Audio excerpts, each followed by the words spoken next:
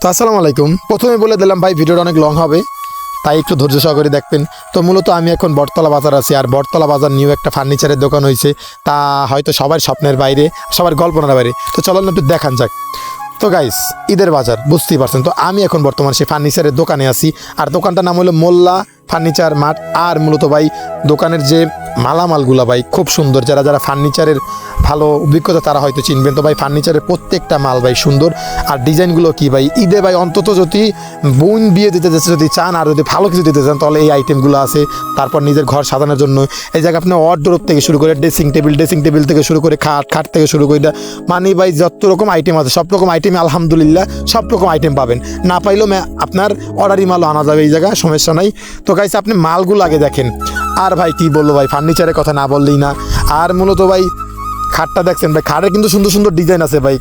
কেমনে দেখাই ভাই, কোন দোকানটা ভাই এমন একটা দোকান ভাই লইছে আমার, আমি বাইরে কিছু কইতে পারতেছি না। দোকানটা ছোট হয়ে গেছে, মালামালও তেমন দেন, মাল লোড দিয়ে লাইছে, একটা মানুষ আওয়াজ আর খালি একটু গ্যাপ রাখছে। তো গাইস মূলত ডিজাইনগুলো কেমন হচ্ছে অবশ্যই বলবেন।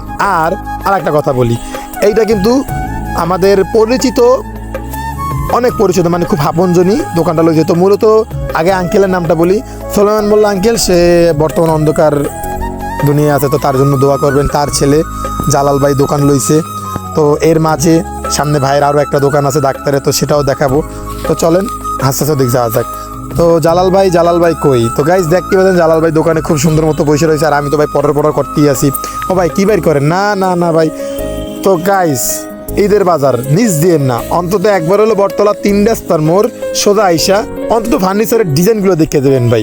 আর নয় আফসোস করবেন, কারণ এই পিরিজপুর জেলা, মানে পিরিজপুর জেলার নামায়, অন্তত জিয়ানগরের নামায় হয়তো আমার এই ভাই আছে, 1 পিস বর্তমান ফার্নিচারের মাল আনছে। তো ভাইয়ের জন্য দোয়া করবেন। আর এখন আস্তে আস্তে বটতলা 3 রাস্তার মোড়ে একটু ঘুরে ফিরে দেখাই ভাই, কারণ অনেক দিন পরে একটা ব্লগ ভিডিও করলাম। তো সবাই আমার জন্য দোয়া করবেন।